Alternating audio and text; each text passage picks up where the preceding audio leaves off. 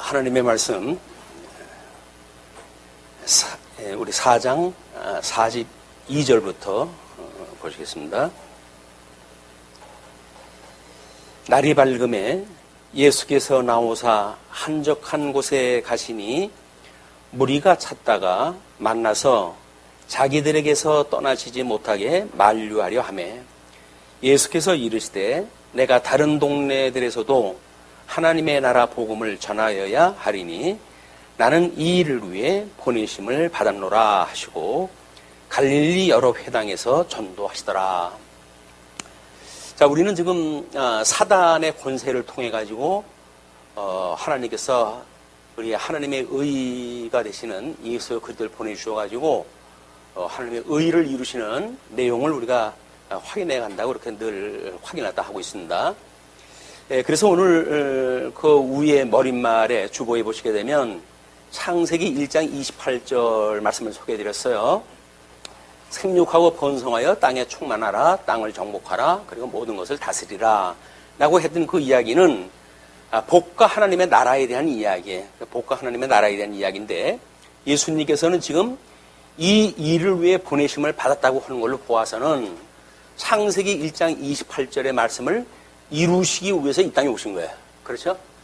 에덴 동산에서 이제 그 행연약으로 인해 가지고 복과 나라를 상실을 갖다 했기 때문에 상실되어진 복과 나라를 대속하시기 위해서 예수님이 친히 오셨고, 그래서 예수님은 이제 생육하고 번성하게 하시는 일, 땅을 정복하게 하는 일, 그 다음에 모든 것을 다스리게 하시는 일을 주님께서 이루시려고 친히 오신 겁니다. 그렇기 때문에 예수님이 오신 이후로는 신령한 영적으로 해가지고 믿음의 사람들이 점점 생육하고 번성하게 되어지고, 뿐만 아니라 이제 땅끝까지 이르러 복음이 증거되어짐으로 해가지고 땅을 정복하는 사건도 우리 주님이 기초가 되어져 가지고 주님의 몸된 교회를 통해서 이루어지는 일이거든요. 그럼 모든 걸 다스리라고 이야기를 하니까 성도들도 예수 그리스도 모든 걸 통치를 하시는 예수 그리스도를 믿음으로 해가지고 만사를 우리가 통치한다고 믿는 거예요. 그걸 왕 같은 제사장이라고 이야기를 하는 겁니다. 왕 같은 제사장인데 마귀에게 우리가 휩쓸려 가지고 우리가 굽실굽실 오고 다니게 되면 그는 우리 예수님을 모르거나 믿지는 않기 때문에 그러는 거죠. 예수님을 믿는다는 이야기는 적어도 사단 권세와 맞서 가지고 선한 싸움을 싸우는 성도로서의 이제 우리가 삶을 살아간다는 이야기거든요.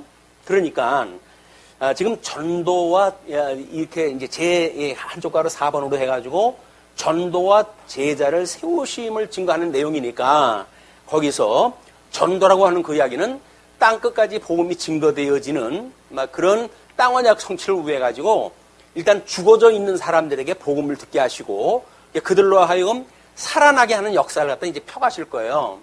그러니까는 우리 이제 도표를 보게 되면 갈릴리 전도라든지 이런 그 내용이 있어서 어떻게 보게 되면 1차 사역, 2차 사역으로 해가지고 번호를 갖다가 이제 전부 써가지고 이렇게 순서대로 적어놨잖아요. 그런데 복음서 기자들이 쓴 걸 보게 되면 이렇게 객관적인 순서를 무시하고 무엇인가를 기술해 가고 있거든요. 그 이야기는 뭡니까? 각 복음서가 가지고 있는 특징이 있다는 거예요. 그 저자로 하여금 성령이 감동을 주어가지고 필요한 것만 기록을 하게 했지 이런 역사 내용이 중요해가지고 한 건 아니거든요. 사람들은 역사적으로 뭔가 논리적으로 순서가 돼야 그러게 이해가 되어지기 때문에 왜 이게 마태하고 또는 마가는 이렇게 설명을 했는데 누가는 이렇게 설명했냐 라는 걸 가지고 옥신각신하고 그래요. 근데 그건 지혜로운 일이 아닙니다.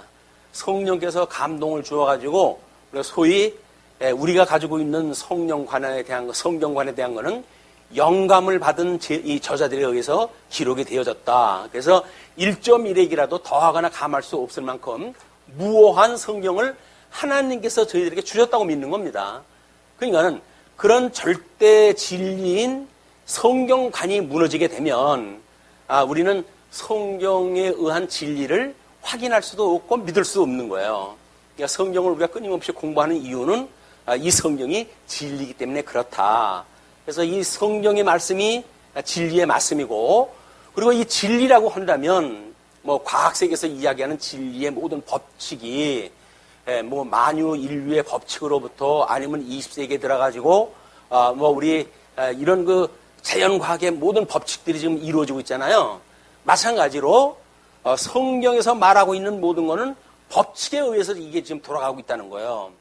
이거는 예수님이 오셔가지고 어떻게 법을 행하고 계신가를 우리가 봐야 불의했던 우리들이 우리를 대신해가지고 하나님의 그런 의로운 법을 이루어 가시는 주님을 만나게 되어지고, 그분으로 인해서 우리가 죄사함을 받게 되어지고, 그분으로 말미암아 우리가 통치의 영역까지 감당하게 되어지는 겁니다. 우리가 이제 왕 같은 제사장으로서 성도라고 한다면 이제 그렇게 살아가야 되는, 다도록 되어져 있는 거예요. 뭐 내가 그렇게 살아가야지 하는 것이 아니라 법칙으로 해가지고 예수님을 믿는다고 한다면 예수님이 그것을 이루어 가신다는 겁니다. 그걸 우리가 예수님을 믿는다고 그러는 거거든요.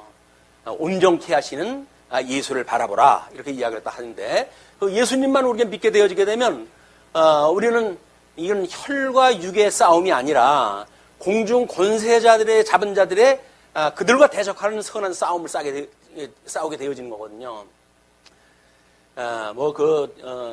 우리 질병본부에서는 회집이 지금 무척이나 어렵다. 일부 교회에서 이런 문제가 만들어지고 있다. 그런데 뭐 나라를 그렇게 살아가는 사람들처럼 광화문에 모여가지고 난리를 갖다 치고 그러는데, 우리들의 씨름은 혈과 육에 대한 게 아니에요. 답답한 거야. 왜 진리를 얼마나 모르면 목사라고 하는 사람들이 그런 일들을 주도해가지고 그 성도들이 뭘 알겠어요. 그 사람들한테 병원 가지 말라, 뭐 심지어 이런 이야기까지 해가지고 이런 일을 갖다 그르치는 일은 교회에서 이게 해야 될 일이 아니다. 교회라는 데는 신령한 하나님의 말씀을 깨닫고, 그리고 신령한 하나님 나라를 살아가는 그 일에 대한 걸 우리한테 이제 공급을 해주는 건데, 신령한 나라에 대한 건 아무것도 없어요. 그리고 뭐 육적 나라가 마치 자기네들이 만들어갈 수 있는 것처럼 그렇게 영화 뭐 시키고 이렇게 하는데, 이거는 복음이라고 하는 걸 꽤나 이게 왜곡시키는 일들이다. 복음이라고 하는 것은 뭐 우리 사도 바울이 이야기했듯이 복음에는 하나님의 의가 나타나서 믿음으로 믿음에 이르게 하나니 오직 의인은 믿음으로 말미암아 살리라 한 것 같다고 그랬잖아요. 성도는 믿음으로 사는 거거든요. 하나님 나라, 하나님의 해가시지 지가 뭐라고 그걸 해가요. 알량한 그런 그 자기 힘 가지고, 그래가지고 뭐 미혹을 갖다 하고 성도들, 불쌍한 아무것도 모르는 성도들 끌어다가 그걸 자기 사병을 삼아가지고 그 일을 다 하고 그러는 것이, 이거 반면 교육이 되는 거예요. 반면 교육이. 우리가 하나님이 어떠한 분인가를 모르게 되면 우리 세상에 주먹 들고 나가는 거예요. 뭐 의로운 뭐 사람인 양 해가지고. 그런데 하나님 나라는 하나님께서 이루어 가시는 일이지 인간들이 그렇게 해가는 게 아닙니다. 그 사람들이 이율되는 건 이사야, 우리 선지자들도 그러지 않았더냐, 구약의 선지자들도 그러지 않았더냐, 이렇게 이야기를 하는데, 우리는 지금 구약 시대 사람들도 아니고 하나님께서 다 예수님을 통해서 완성되어진 그걸 지금 성경을 통해서 확인하고 믿고 있는 거니까, 하나님이 어떤 법을 주셨고 그 법을 우리 예수님은 와가지고 어떻게 그 법을 이루셨고, 또 다시 오신 성령님은 어떻게 그걸 믿는 자와 믿지 않는 자를 심판하다 하시는가라고 해가지고 입법, 행법, 사법이라고 하는 상권에 대한 모든 것들이 하나님이 하시는 일이거든요. 하나님을 알게 되면 심령의 평강을 누리게 되어지는 거예요. 내가 해야 된다고 한다면 아닌 게 아니라 밤잠도 우리가 뭐 걸러가면서 철야 기도라도 해야 되겠죠. 그것이 아닌 걸 아니까 우리는 하나님의 뜻이 이 땅에서 이루어지기를 끊임없이 기도를 하고 그러는 겁니다.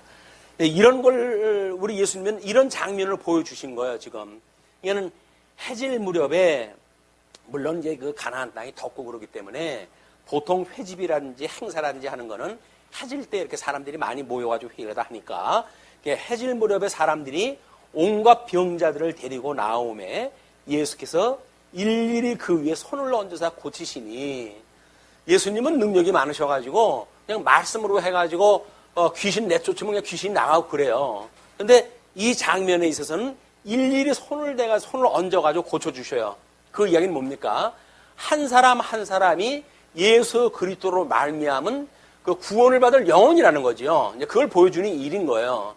그걸 그 모습을 그대로 배워가지고 기도원 같은 데 가게 되면 무릎 꿇고 앉은 사람들 갖다 해가지고 그냥 손바닥으로 해가지고 두두두둑 해가지고 두들기고 지나가면서 병을 고쳐주고 그러는데 예수님은 지금 손을 얹었다는 이야기는 그렇게 부흥사들이 머리 두들기고 지나가는 그런 그게 아니에요. 흉내만 내가지고 이제 그렇게 아주 예수님을 믿는다 그렇게 이야기를 하는데 예수님은 철저하게 아주 신사적으로 하나님의 나라가 어떻게 이루어지는지를 보여주는 것을 이제 우리가 알 수가 있습니다. 그렇게 했을 때 여러 사람들에게 귀신들이 나가며 소리질러 이르되 당신은 하나님의 아들이니이다. 예수께서 꾸짖으시사 그들이 말함을 허락하지 아니하시니 이는 자기를 그리스도인 줄 알미러라. 이 사단은 영물이거든요. 영물이기 때문에 지금 다른 사람의 몸을 빌려가지고 그 안에 들어온 거예요. 그걸 우리가 다중인격이니 이중인격 아주 이제 의료적인 그런 명칭으로 부르기도 하는데 이 귀신이 들어와가지고 철저하게 자기가 몸을 입고 있는 그런 사람들의 영혼을 자기가 장악을 하는 거예요. 그래가지고 이제 그의 신앙생활이라든지 모든 행위를 그렇게 해가는 일입니다. 이것이 귀신이 들어가는 일이 보통 그냥 영혼만 그런 것이 아니라 우리 거사라의 귀신 들린 자 같은 걸 보게 되면 사람들이 제어할 수 없을 정도의 엄청난 힘을 가지고 있거든요. 사단이 들어와서 역사를 한다는 이야기는 그냥 우리가 일반적인 어떤 인간에 대한 이런 병원에서 이야기하듯이 정신병이라든지 이런 거는 설명되는 게 아니에요. 정신병의 일종으로 보는 일은 현대 과학자들이 하나님이 또는 사단이 영적 세계가 어떤지를 모르니까 이게 과학적으로 설명을 하는 거거든요. 그렇기 때문에 예수님을 믿으면서 이제 나타나는 이런 일들을 평가절하하기도 하고, 그래서 우리 예수님의 능력을 제대로 믿지도 못하는 이런 일도 만들어지는 겁니다. 그러니까 예수님도 믿고 과학도 믿고 그러는 거예요. 물론 맞습니다. 과학도 우리가 내재되어진 세계의 법칙이니까 그걸 또 믿어야죠. 그것도. 그러나 초월되어진 걸 믿는 우리가 포괄적인 이런 사고를 갖다 해야 해 아래에서의 세계는 해 아래의 세계대로 이해를 하고, 그리고 그거를 초월되어져 있는 믿음의 세계는 믿음의 세계대로 우리가 이해를 할 수 있는 거거든요. 근데 사람이 그러질 못하니까 지금 그렇게 데모를 갖다 하고 그러는 건 뭐예요? 이 해 아래의 세계가 다라고 믿는 거예요. 신령한 세계가 뭔지를 모르기 때문에 그 일을 다 하는 겁니다. 이런 것들을 우리가 잘 분별할 일이 필요하다. 신앙생활 잘못하게 되면 귀신들에 의해 가지고 우리가 이제 사육을 당하게 되어지는 거기 때문에 신앙생활에 쏟게 되어지고 엉뚱한 일을 다 하게 되어지는 것이 우리 신천지의 미혹된 성도들에서 나타나는 현상들이거든요. 매우 중요한 일이기 때문에, 그래서 우리가 우리뿐만이 아니라 그런 걸로 해가지고 정당함을 주장하는 사람들이 있을 거예요, 우리 주변에. 그런데 이렇게 차근차근 이런 것들을 우리가 가르쳐 줘가지고 신앙생활이 무엇인지 그걸 전하는 것이 전도입니다. 도를 전하는 거거든요. 무조건 하고 예수 믿으세요라고 해가지고 대한민국에 지금 복음 듣지 못한 사람이 없어요. 다 지나가는 말로 해도 복음 다 듣는 사람들이에요. 그런데 그런 사람들한테 진리가 뭔지, 하나님 나라가 뭔지, 예수님 믿는다는 게 뭔지라고 하는 걸 우리가 가르쳐주는 일이 단단한 음식을 먹는 우리들의 이제 마땅히 해야 될 일이라고 보여집니다.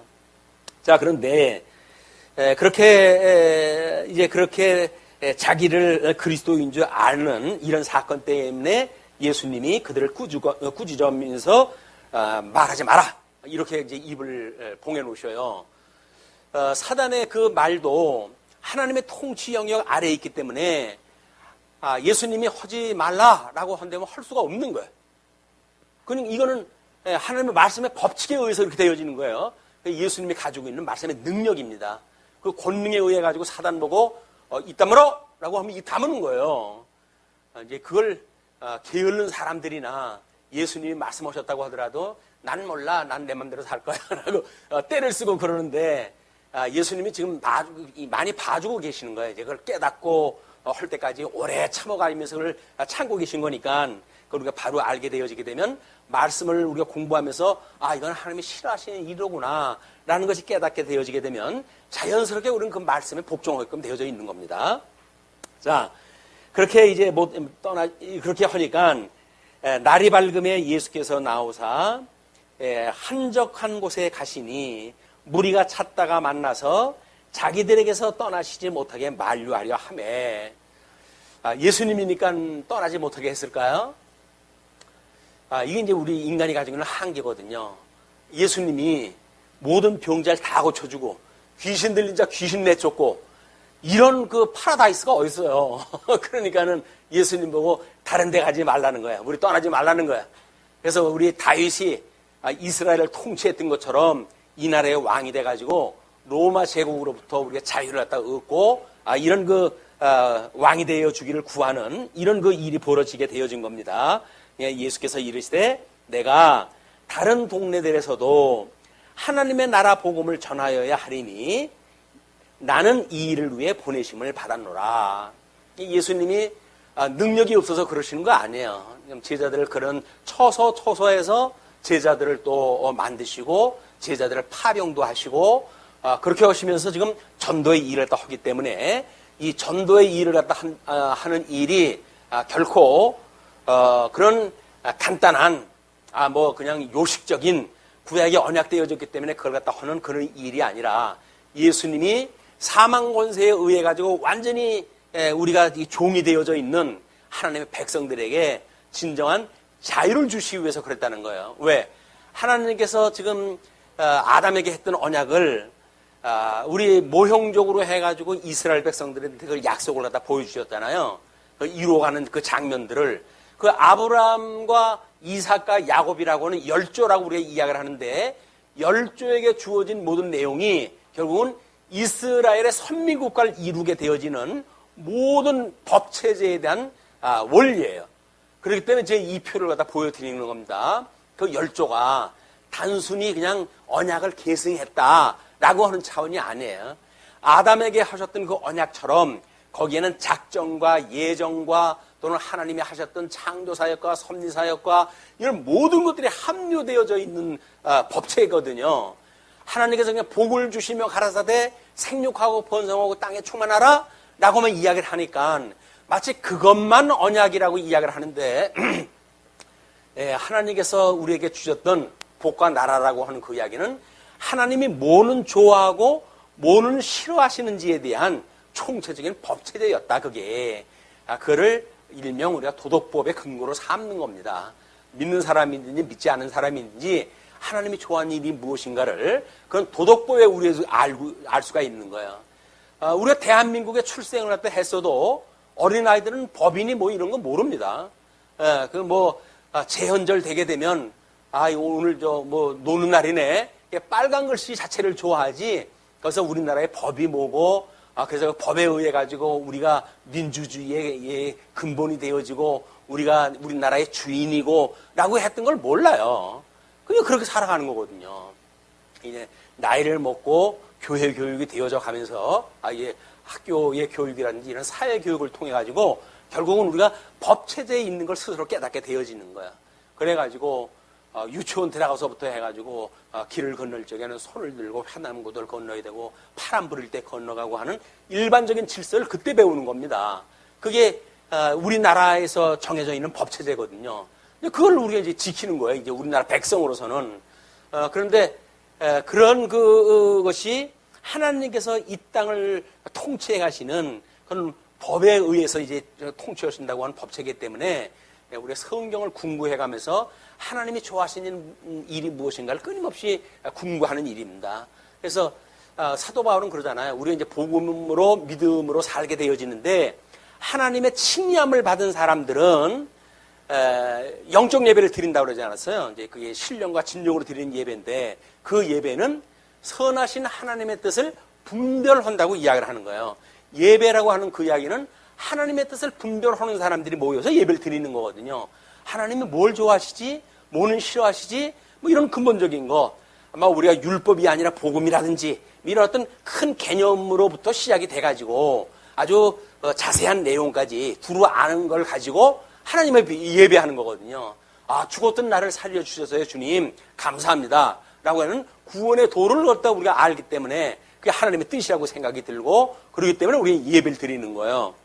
우선 하나님의 선한 뜻을 분별하는 것이고 예수님 말씀 말맞다나 이제 이 일을 위해서 보내심을 받았다. 그래서 여전히 하나님 보호자 우편에서 지금도 우리를 향해 가지고 하나님께서는 이런 걸 좋아하는 거야. 그래가지고 실수하는 자들을 위해 가지고 지금도 끊임없이 중보기도를 하고 계시는 거예요. 하나님이 사랑하는 우리 제자들입니다. 나를 믿는 자들입니다. 그들을 믿음에서 떨어지지 않도록 주님께서 붙들어 주세요라고 하는 걸 주님이 우리를 위해서 기도를 갖다 해요. 성령님도 우리를 위해 탄식하면서 기도를 갖다 하시는 겁니다. 우리들이 기도를 갖다 안 하니까 난 기도를 안 해서 어떡하지? 주님이 대신 다 하고 계셔요. 그걸 깨닫게 되어지게 되면 우리가 주님과 함께 성령과 함께 우리가 아는 것만큼 기도를 갖다 하고 그러는 거죠. 자, 그러면서 이 장면이 바뀌어가지고 5장으로 넘어갑니다. 5장 1절로 11절 보게 되면 첫 번째 부르신 제자들에 대한 이야기가 나오는데 무리가 몰려와서 하나님의 말씀을 들을새 예수는 게네사렛 그 호숫가에 서서 호숫가에 배 두 척이 있는 것을 보시니 어부들은 배에서 나와서 그물을 씌는지라. 지금 밤새 이제 그 어망으로 해가지고 고기를 잡는 사람들인데 배 두 척이 서 있어요. 그 배 두 척이 서 있는데 어부들이 배에서 나와서 그물을 싣고 있어요. 그 이야기는 고기를 갖다 하나도 못 잡았다는 얘기죠. 그렇게 했으니까 그물을 갖다 싣고 있는데 예수께서 한 배에 오르시니 그 배는 시몬의 배라. 육지에서 조금 떼기를 청하시고 앉으사 배에서 무리를 가르치시더니 말씀을 마치시고 시몬에게 이르시되 깊은 데로 가서 그물을 내려 고기를 잡으라. 예수님께서 무리를 가르치셨어요. 가르치셨다는 이야기는 뭡니까? 마땅히 주님께서 이 일을 위해서 보내심을 받았으니까 그 이 일에 대한 거겠죠. 그것이 구약성경의 언약이 되어졌는데 그 언약대로 내가 온 메시아다라고 하는 사실을 아마 이제 그 백성들한테 교육을 해줬던 것 같은데 그걸 마치시고 베드로한테 가서 이제 고기를 잡아라 이렇게 이야기를 한 거예요. 그러니까 시몬이 대답하여 이르되 선생님 우리들이 밤이 새도록 수고하였으되 잡은 것이 없지만은 말씀에 의지하여 내가 그물을 내리리이다 하고 베드로의 이런 반응을 보니까 예수님이 그 가르치셨던 내용 중에 말씀이 어떻게 이루어지는지 하나님께서 태초에 계셨던 말씀이 지금 어떻게 이루어지는지를 아마 가르치시지 않았는가 이런 그 생각이 들어요. 그러니까는 베드로가 그런 반응을 보이죠. 밤새도록 자기는 체험을 한 거예요. 고기 못 잡았어요 그날. 그걸 자기가 경험을 했다 했는데 그럼에도 불구하고 말씀에 의지하여 내가 그물을 내리리다 하고 라고 했던 내용을 보아서는 예수님이 그걸 교육을 다 했던 것 같아요. 내 말은 그냥 믿고 따르게 되면 그것이 성취가 되어지는 거야 라는 걸 교육을 했다고 한다면 베드로가 그 말씀에 의지하여 내가 그물을 내리리다 하고 그렇게 했어요. 그렇게 하니까 고기를 잡은 것이 심이 많아 그물이 찢어지는지라. 얼마나 잡았으면 그물이 터질 정도로 고기가 잡힌 거예요. 이건 보통 사건이 아닙니다. 지금 전문 어부로서 베드로가 밤새도록 잡았는데 자기가 근데 그게 잡지 못했던 그런 그 일들이 예수님의 말씀을 따라가지고 순종하게 되어졌을 때 그 잡힌 그런 그 장면을 보고 이에 다른 배에 있는 동무들에게 손짓하여 와서 도와달라 하니 그들이 와서 두 배의 채움에 잠기게 되었더라. 고기를 얼마나 많이 잡혔는지 배가 거의 잠기게 될 정도로 이제 잡힌 거예요. 잠길 정도까지만 왜 되었을까요? 모르긴 몰라도 주님께서 잡히게 해주셨다는 이야기는 만수입니다, 만수. 하나님이 가장 적당한 수준으로 해가지고 잠길 정도로 주게 되면 그건 복이 아니라 저주죠. 그들이 감당할 수 있을 정도로, 배가 감당할 수 있을 정도로 나눠가지고 실었던 그런 그 장면을 보게 돼요. 우리가 하나님의 말씀을 듣고 행한다는 이야기가 그런 뜻이 아닐까, 이런 것도 한번 생각해 볼 수가 있는 거야. 그렇게 되면 하나님께서 그걸 이루어 주시되 하나님이 가장 적당하게 우리를 갖다 인도를 갖다 해주신다는 거야. 그걸 믿는 사람들이 심령의 평강을 누리고 사는 것, 이것이 예수님을 믿는 사람들의 행복입니다. 과하지도 않고 부족하지도 않고 하나님이 가장 적당하게 주신 거예요. 그걸 깨닫게 되어지면 우리는 행복하게 살 수가 있어요. 근데 그걸 깨닫지 못하고 조금 부족한데 라고 하게 되면 우리는 다른 방법을 동원해가지고 그걸 채우려고 그러지요.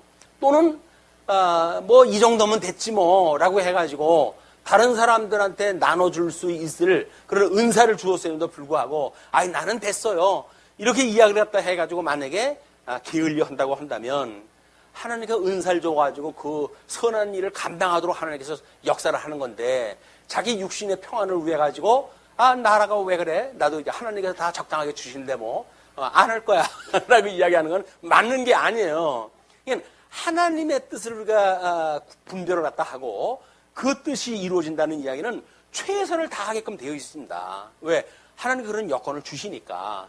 지금 베드로니까는 그물을 치라고 그런 거지, 베드로가 아닌 나중에 이제 그 레위를 갖다 제자로 부르시는데 레위한테 그물 치라고 하시겠어요?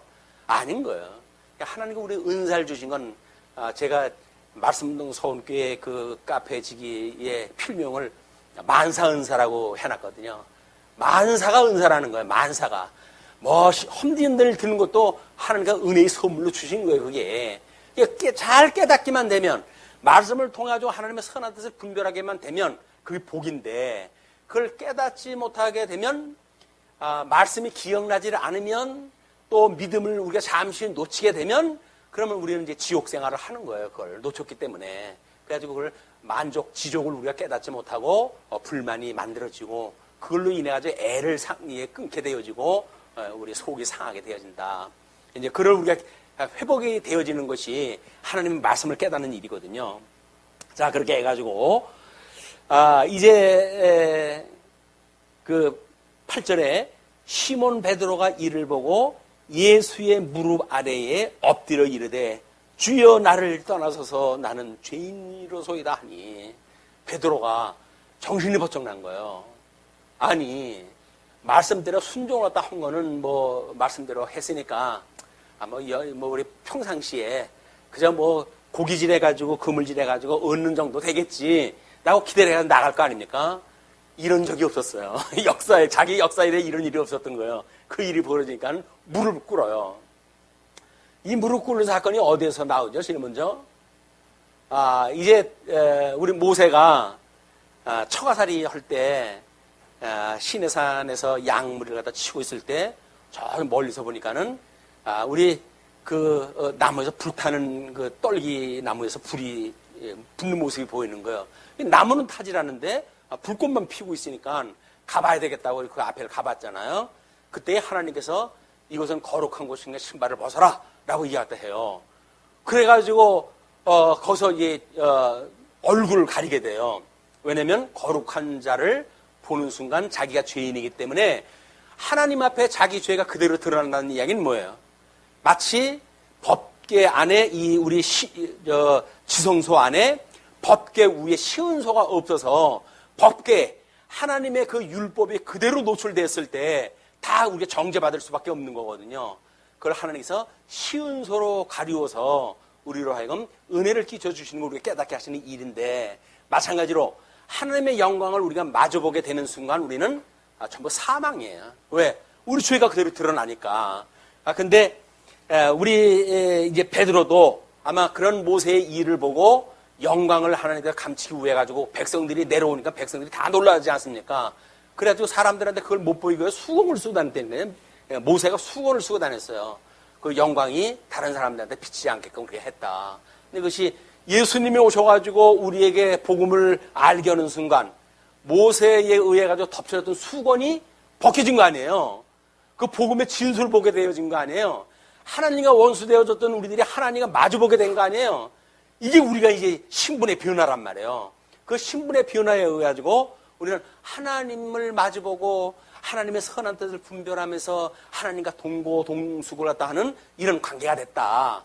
이것이 우리가 예수님의 지체로서의 주님의 몸된 교회의 성도에 되어진 기쁨입니다. 이 기쁨을 마음껏 누리셨으면 좋겠어요.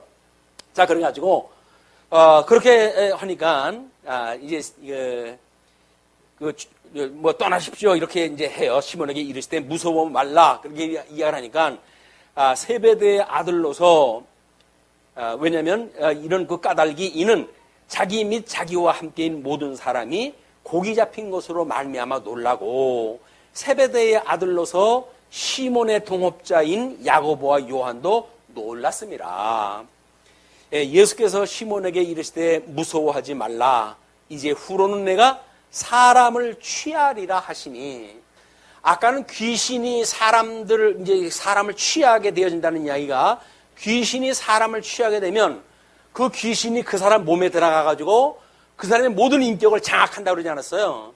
자, 그러면 이제 이 사도들에 의해 가지고 복음이 증거되어지고, 그렇게 돼가지고, 예수님을 믿는 믿음을 갖다 주어지게 되면, 성령이 우리들의 영혼을 완전히 장악을 해가지고, 성령의 소욕을 따라 살아가게끔 하나님이 하신다는 거예요, 이게. 그러니까 귀신의 자녀로 우리가 살아갈 거냐, 하나님의 자녀로 살아갈 거냐가 이게 판가름이 되어지는 겁니다. 그 일을 제자들한테 맡기겠다는 그 이야기예요. 이미 2000년 전에는 베드로나 이 제자들한테 맡기셨죠. 그리고 그들에게 이제 마지막에 너희가 만민을 백성으로 삼아가지고 세례를 베풀고 제자 교육을 또 해라 이렇게 이야기하다 합니다. 그대로 2000년 동안 그 역사가 지금 이루어왔어요. 성경에 계시는 우리가 복음서의 그 언약되어졌던 내용이 서신서에서 그대로 이루어지는데, 그것이 계시 역사가 끝나고도 현실 역사 속에서 땅끝까지 복음이 증거되어져 가지고 지구 건너편에 있는 대한민국에도 이 복음이 전해졌고, 이 복음에 의해 가지고 오늘 우리가 하나님 앞에 예배를 드리는 거예요. 이건 놀라운 표적입니다. 표적. 이게 베드로가 봤을 적에는 무릎을 꿇고 하나님 앞에 나를 떠나서서 할 정도의 엄청난 사건이에요. 근데 우리는 성경을 통해서 보니까 뭐 옛날 얘기 정도 듣는 걸로 해가지고 별로 뭐 무서운 마음, 두려운 마음도 없잖아요. 그거는 예수님을 믿기 때문에 두려운 마음이 없다면 천만 다행이죠. 근데 옛날 얘기 듣고 무서워하는 거는 애들이나 그렇지 뭐 이런 정도로 이걸 회자한다고 한다면 유감천만입니다. 우리가 이 야고보나 그때 당시에 그거를 주변에 봤던 사람들이 놀란다는 그 이야기는 자기 일생일대의 전문가로서 경험이 없던 일이 지금 일어난 거야. 그걸 초자연적인 현상이라고 보여집니다. 표적적인 사건이거든요. 그게 일어난 걸 가지고 사람들이 놀란다. 그래서 우리가 그냥 말씀을 보고 성경을 풀어가지고 그냥 머리가 가지고 있는 우리들의 이성을 가지고 구별되어지는 것이 아니라 우리는 마음의 세 요소가 지성과 감성과 우리가 심성이라고 그렇게 이야기하는데 지정의라고 하는 인격체니까 그 인격이 성령께서 완전히 장악을 해가지고 하나님의 선한 뜻을 분별하는 그런 역사가 우리를 통해서 지금 이루어지고 있는 거예요, 그게. 자, 그러면서 그들이 배들을 육지에 대고 모든 것을 버려두고 예수를 따르니라. 그 사람들은 이 고기를 잡으면서 먹고 살았던 사람들이거든요. 근데 배를 두고 예수님을 따랐다고 한다는 뭐 이야기예요?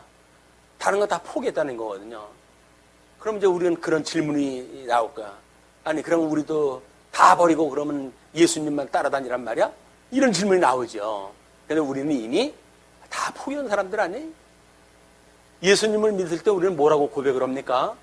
나는 예수님과 함께 죽었어요. 나는 내가 산 것이 아니라 이제는 예수님이 내 안에 지금 사는 것일 뿐입니다.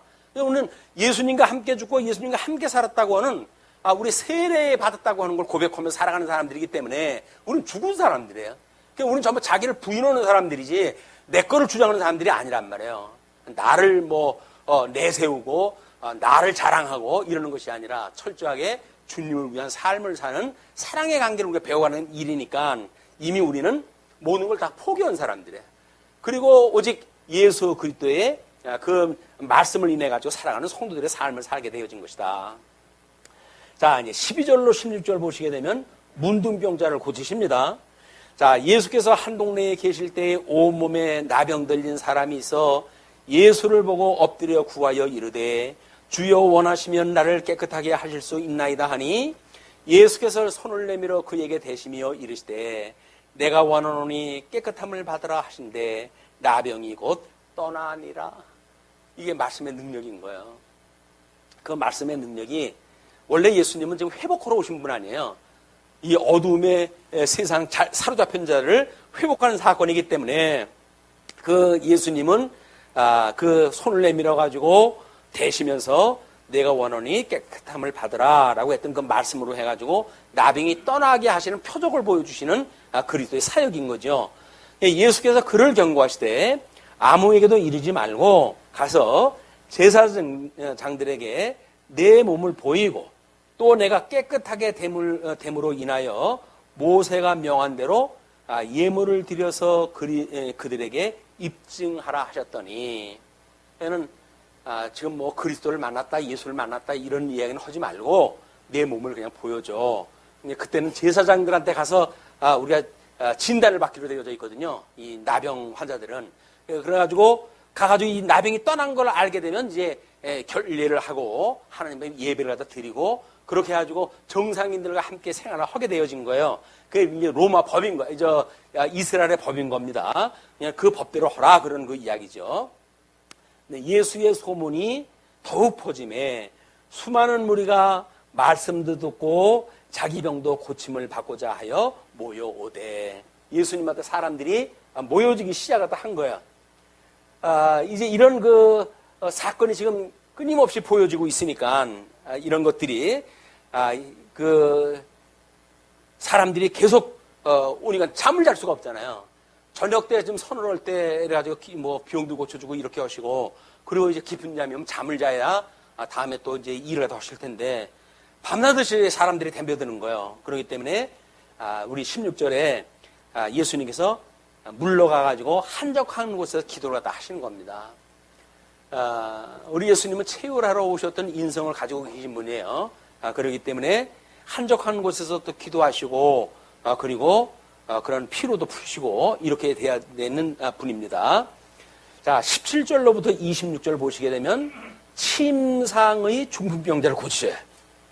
자, 하루는 가르치실 때에 갈릴리의 각 마을과 유대와 예루살렘에서 온 바리새인과 율법 교사들이 앉았는데 이제 그때는 예수님을 대적하는 자들도 한 자리에 다 모여져 있어요. 앉았는데 병을 고치는 주의 능력이 예수와 함께 하더라. 우리 하나님이 성부 하나님이 예수님이 지금 복음을 전하는 일이 이 일을 위해서 보내심을 받았다고 그러지 않았어요? 그 보내심을 받았던 그런 그 일은 전능자 하나님께서 모든 그 권능을 다 주신 거예요, 예수님한테. 그래서 그 일을 다 행할 수 있는 일을 주었기 때문에 지금 거기에서 그 병을 고치는 주의 능력이 예수와 함께 하더라. 그 이야기는 뭐예요? 예수와 주라고 하는 것이 지금 두 개의 설명이에요. 두 개의 설명. 그 이야기는 하나님께서 친히 예수님 그 일을 행할 예수님한테 능력을 주셔서 함께 계셨다. 그런 그 이야기입니다. 예수님의 이런 사역을 삼위일체적인 사역이거든요, 이것이. 그래서 우리가 그 이스라엘 역사의 열조를 보게 되면 아브라함과 이삭과 야곱에 대한 그런 그 이야기로 되어져 있는데 우리 맨 밑에 그 이야기가 그겁니다. 하나님의 열조와의 언약이 선민국가의 성취 섭리에 대한 하나님의 나라와 하나님의 의의 양대 언약이라고 이렇게 설명이 됐어요. 이제 우리가 설명하기를. 그러니까는 하나님께서는 그걸 이루시기 위해 가지고 이렇게 말씀으로 이제 그걸 우리한테 주신 거지요. 시편 106편 9절에 보게 되면 이것은 아브라함과 맺은 언약이고 이삭에게 하신 맹세이며 야곱에게 세우신 율례 곧 이스라엘에게 하신 영원한 언약이다. 구분돼가지고 설명을 해요. 그것이 세 개를 차별을 해가지고 설명한다는 이야기는 뭡니까? 단순한 계승이 아니라는 거예요. 아브라함에게 주어졌던 복과 나라에 대한 거를 단순하게 그냥 계승하는 것이 아니라 지금 구체적으로 삼위일체 하나님이 하실 사역을 세분적으로 구분을 해가지고 일하다 하신다.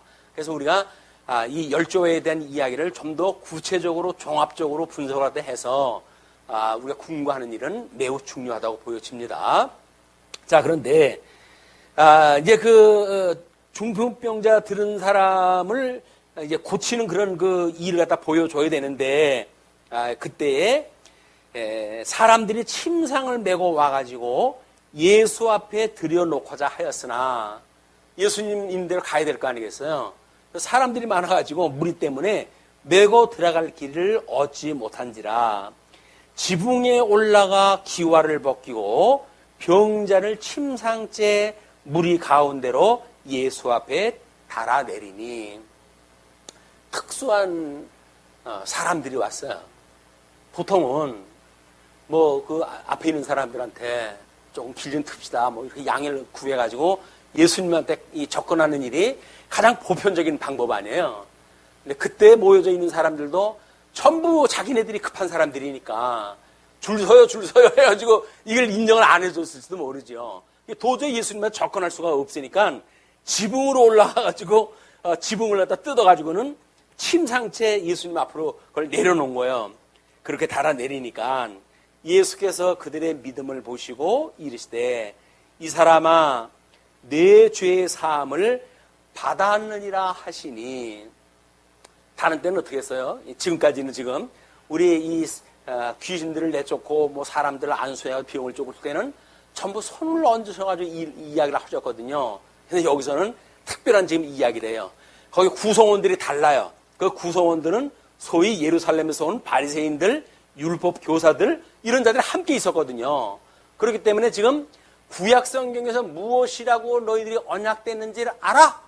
그걸 지금 시험하시는 거예요. 하나님께서 우리 주님께서는. 왜냐면 구약 성경에 그 뭐 바리새인들이 그렇게 율법을 중하게 여기고 성경에서 이루어진 역사 내용들을 그렇게 잘 알고 있는 사람들이고 뿐만 아니라 거기에 뭐 그 율법 교사들이라고 한다면 율법을 얼마나 잘하는 사람들이에요. 그 너희들이 지금 율법을 가지고 뭘 가르치고 있느냐? 그걸 진술을 묻는 거 아니에요? 그러니까 우리가 이제 율법 교사라고 한다면 지금도 마찬가지인 것 같습니다. 성도들이 어떻게 삶을 살아가야 될까라고 하는 걸 이야기할 때 보통 계명이 뭐예요? 위로는 하나님 사랑하고 이웃을 내 몸을 사랑하라는 거 아니겠어요? 근데 그거를 우리가 못하니까 주님이 와서 그걸 이루신 거 아니겠어요? 근데 주님께서 뭐라고 그래요? 내가 그걸 이루었으니까 너희들도 그렇게 서로 지체를 사랑해라 이렇게 설명을 했단 말이야. 그러니까는 이제 교사들이 소위 율법 교사들이에요. 이제 우리 율법에 대한 걸 가르치는 선생님들이 봐라 주님께서 우리 보고 이렇게 하라고 그러지 않더냐라고 이야기를 하면서 십계명을 마치 우리가 행할 수 있는 것처럼 가르쳐요. 근데 그렇지 않습니다. 성도들이 행할 수 있는 거면 주님이 못 들어오셨겠어요. 우리 할 수가 없으니까 주님이 오신 건데 그러니까 주님께서 오셔가지고 내가 다 이뤘어 라고 해서 설렁까지 하시잖아요. 그러니까 너희들 내가 한 걸 믿으니까 너들 지체적인 믿을 수 있겠지? 라고 주님께서 해가지고 믿으라는 이야기거든요. 그거를 사랑하라는 이야기는 뭐예요? 당신이 그걸 몸소 보여줬으니까 너희들이 사랑하라는 이야기예요. 그 이야기는 뭐예요? 나를 믿어 그 이야기 아니겠어요. 근데 예수님 믿을 생각은 안 하고 사람들은 자기가 사랑을 해야 된다고 그러는 거예요. 그러니까 교사들이 성도들을 뭐 수십 년을 가르쳤는데도 불구하고 잘 안 되잖아요. 이건 복음 가르치는 교사도 마찬가지예요. 아무리 가르쳐도 이 속에서 있는 육체의 소욕이 이것이 성령의 소욕하고 만날 거슬려가지고 싸움박질을 하잖아요. 내부적으로. 그렇기 때문에 우리가 이제 시험을 당하고 그러는 거예요. 그러나 우리가 육체의 소욕과 성령의 소욕이 함께 있다는 이야기는 뭡니까? 중생인의 특징이에요. 특징. 우리 주님이 우리를 온전케 하실 때까지는 끊임없이 육체의 소욕이 있어가지고 너희들 스스로의 능력 가지고는 안 돼. 내가 너희들의 언약을 따라서 지금 이루어갈 거야. 라고 하는 걸 보여주는 현장이거든요. 근데 자꾸 내가 해야 된다고 그러니까 거기다 또 뭐 밤을 새가면서 기도하고 밥을 굶어가면서 기도하고 그러다 그게 안 되니까 좌절하고 낭망하고 이렇게 되어지는 겁니다. 우리 십계명의 서문이 뭐예요? 내가 너희 열조에 언약한 거 이것을 위해 가지고 애굽의 종노릇하고 있던 너희들을 불러낸 여호와인 줄 알게 하기 위해서야 라고 이야기를 했잖아요. 여호와란 뜻이 뭐라고요? 언약대로 이루어가시는 분이란 말이에요. 그분이. 그러니까는 그들에게 지금 우리 이 열조에게 언약했던 내용을 애굽에다가 넣었다가 자기네들 힘으로 나올 수가 없으니까 10가지의 재앙을 통해 가지고 바로로 하여금 꼼짝 못하게 내보내게 만든 뒤에 그리고 자신들이 지금 광야에 나온 사람들 아닙니까? 그런 나온 사람들한테 십계명을 돌판다 새겨주시면서 소문을 그렇게 쓴 거예요.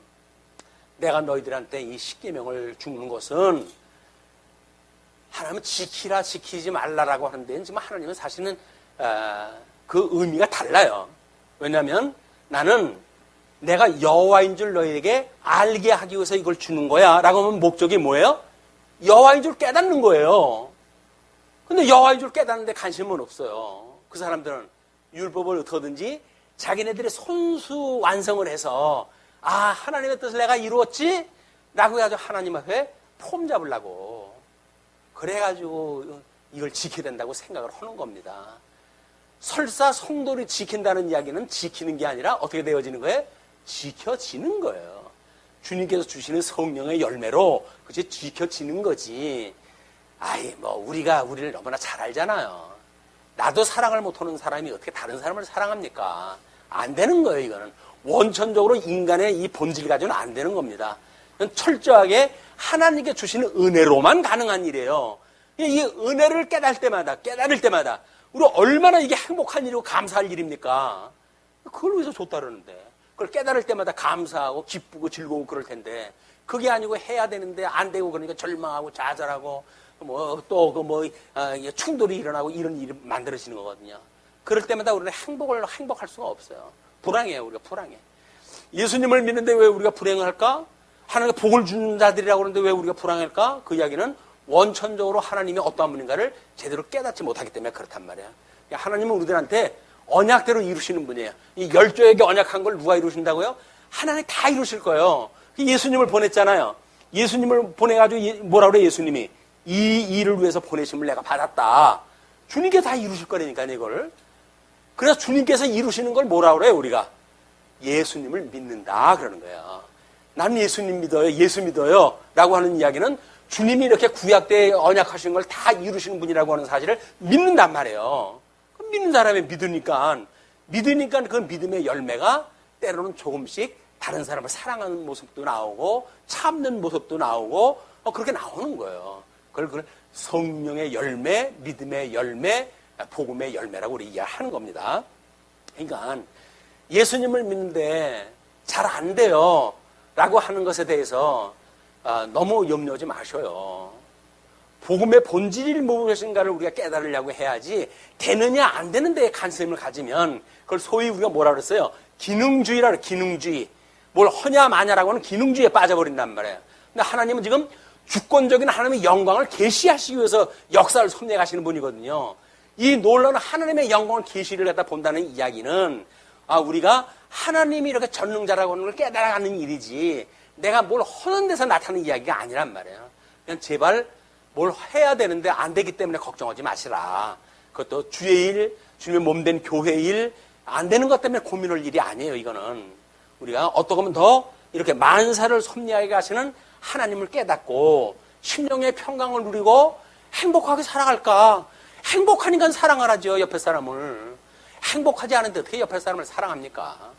행복한 사람만 우리가 사랑을 할 수가 있는 거거든요. 우리 하나님을 알면 심령의 평강을 누려서 행복하게 되고 복의 근원 되시는 우리 하나님의 우리가 접붙은 바가 되어 예수님의 접붙은 바가 되어져 가지고 우리가 복 있는 자인 줄 알게 되어지고 복 있는 자인 줄 아니까 행복하게 되어지고 행복하니까 행복이 넘쳐가지고 뭐라 그래요? 내 잔이 넘치나이다는 거예요. 내 잔이 넘치나이다. 하루 3끼 먹어야 되는데 2끼밖에 못 먹으면서 내 잔이 넘치나이다.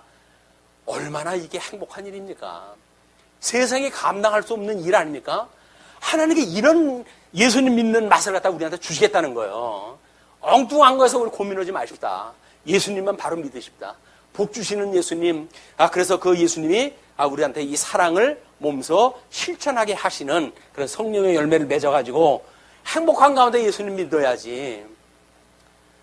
열날 우리가 사랑했다고 하면서 행복하지 않으면 모르겠어요.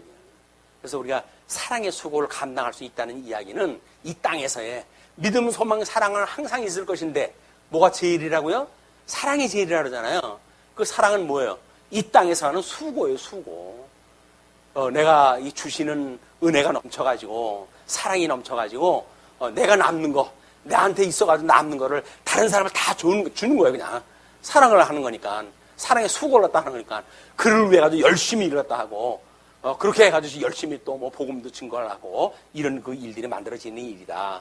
예수님 믿는 거 너무 힘들게 믿으면 안 돼요. 힘들게 믿는 건 가짜예요. 예수님 믿는데 힘들다라고 하는 건 우리가 뭔가를 우리 의지를 가지고 믿으려고 하는 잘못되어져 있는 오해다. 우리의 의지를 가지고 믿는 게 아니에요. 그냥 하나님께서 선물로 주시는 거예요. 선물로.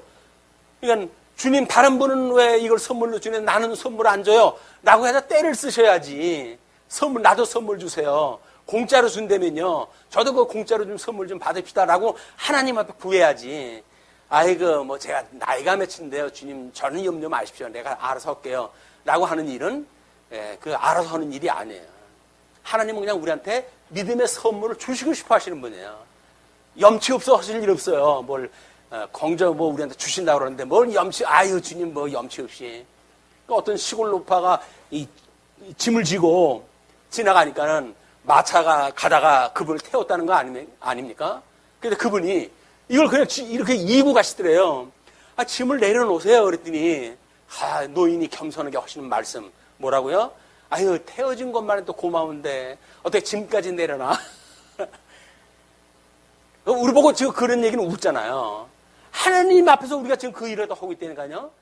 주님이 우리가 모든 짐 내려놓고, 우리를 무임승차시켜가지고 지금 이 복음열차를 타고 가게 하셨는데, 세상 짐을 그대로 짊어지고 우리가 노심초사하는 거예요. 걱정을 했다 하고.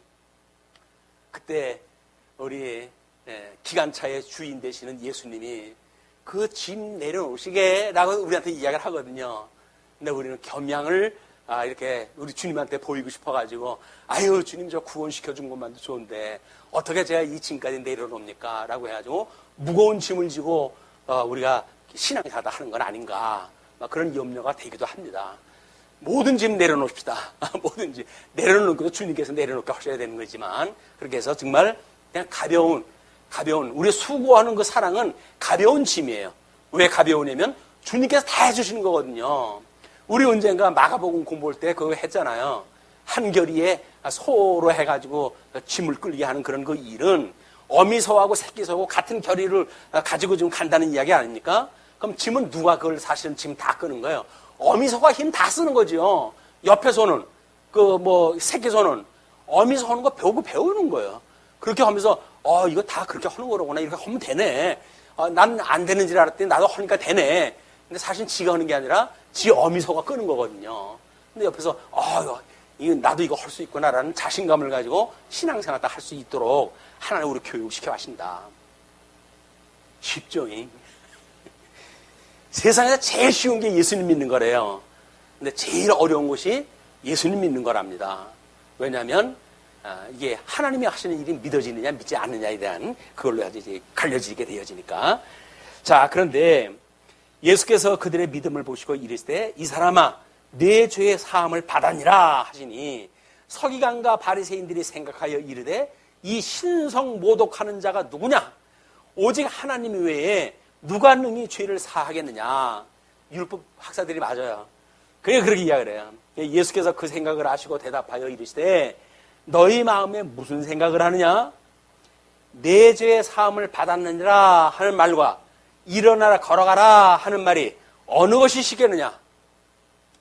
사람들이 봤을 적에는 중풍병자가 이걸 일어나 걷는 것이 무지하게 어려운 일이에요. 근데 예수님은 일어나서 걸어가라 하지 않고 내 죄에 사했다라고 이야기하다 하거든요. 그러니까는 그 사람들이 그걸 이상하게 여기니까 설명을 하면서 그러나 인자가 땅에서 죄를 사하는 권세가 있는 줄을 너희가 알게 하리라.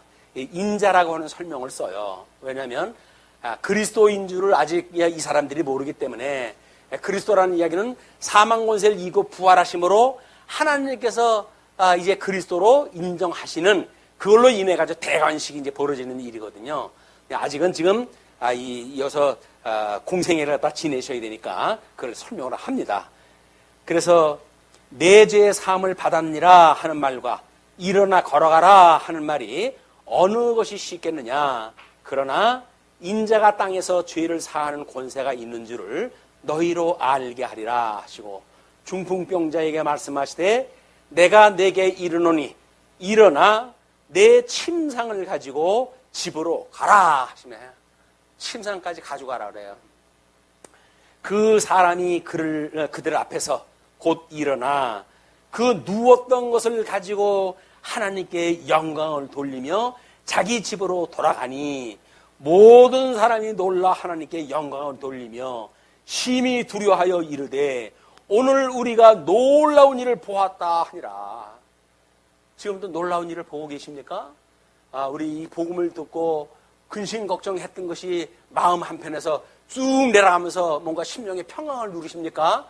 그게 바로 침상 지고 지금 걸어가는 우리들의 모습이에요. 그걸로 인해 가지고 또 내 안에 자아가 이런 일이라고 또 놀라는 거예요. 내 안에 지금 1인 2역을 갖다 하는 이런 그 현상이 벌어지고 있다. 수고하고 무거운 짐자들아 다 내게로 오라. 내가 너희를 쉬게 하리라. 라고 하셨던 주님의 말씀이 기억이 나면서, 주님께서 이걸 해가시는 일이로구나. 그걸 믿어지는 순간, 우리가 수고했던 일이, 괜히 내가 힘썼네. 주님께서 해가시는 일을. 라고 하는 마음이 드신다고 한다면, 이거는 기적 같은 일이 지금 우리 안에서 벌어지고 있는 겁니다. 자, 그러면서, 이제 27절로부터 거기에 35절까지 써놨는데 32절까지를 고쳐야 되겠어요. 이제 그걸 준비를 하면서 보니까 31절까지 해가지고 우리 레위를 갖다가 이제 부르시는 사건까지, 그 사건지만 끊어가지고 설명을 하는 것이 더 어울린다고 생각이 들어가지고 오늘 주보에 그리고 고쳤으니까 교정위원들은 미리 메모를 갖다 하셨다가 고쳐주셨으면 좋겠어요. 자, 그러면서 그 후에 예수께서 나가사 레위라 하는 세리가 세간에 앉아 있는 것을 보시고 나를 따르라 하시니, 먼저는 뱃사람들 출신으로 해가지고 먼저 이제 부르셨잖아요. 근데 이번에는 세간에 앉아 있는 세리를 부르십니다. 그가 그냥 불렀어요.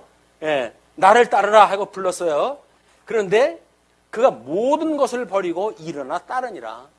이 레위는 표적도 안 받잖아요. 지금 이 세간에 앉아 있으니까 베드로처럼 뭐 고기를 갖다가 자기 경험에 없는 그만큼의 어떤 고기를 잡았던 표적도 못 받고, 중풍병자에 일어난 것도 모르고 그냥 세간에 앉아가지고 자기 일 꾸준히 하는 사람이에요. 그런데 일어나 따르니까 레위가 예수를 위하여 자기 집에서 큰 잔치를 하니 세리와 다른 사람이 많이 함께 앉아 있는지라. 이제 세리들까지 동원했어요. 왜? 동업자들이니까. 다 알고 있는 사람들 안에 동업계에 이제 이끌으니까 초청했다 해가지고 함께 앉았는데, 바리새인과 그들의 서기관들이 그 제자들을 비방하여 이르되 너희가 어찌하여 세리와 죄인과 함께 먹고 마시느냐? 예수께서 대답하여 이르시되 건강한 자에게는 의사가 쓸데없고 병든 자에게라야 쓸데가 있나니 내가 의인을 부르러 온 것이 아니요 죄인을 불러 회개시키러 왔노라. 이것이 지금 하나님이 우리 열조에게 언약했던 것을 선민국의 파란만장한 역사를 통해 가지고 궁극적으로 그 남은 자들만 구원하시는 역사를 좀 보여주는 현장이기도 한 겁니다. 그걸 보여주시면서 내가 죄인을 불러 회개시키러 왔다. 그 이야기를 또 하는 거예요. 그럼 예수님이 지금 이 일을 위해서 부름을 받았고 이 일을 하러 오신 분이라는 거 아니에요? 그 일을 갖다 하는 거를 이 죄인들 앞에서 이걸 선언을 갖다 하십니다. 다 이게 무슨 일이야? 라고 생각이 드니까 그 일들을 우리가 한쪽 가로 5분 가게 되면 교훈이 필요해. 이제 그거에 대한 내용을 쫙 설명할 교훈이 필요하기 때문에 한쪽 가로 5번째에는 교훈으로 증거하는 내용들이 소개가 되어집니다. 다음번에는 더 아마 이론적인 것이 많이 나올 것 같은데, 우리 뭐 이렇게 사실적으로 실질적인 거 이제 우리가 보고 배웠으니까 그렇게 어렵지 않으리라고 보여집니다.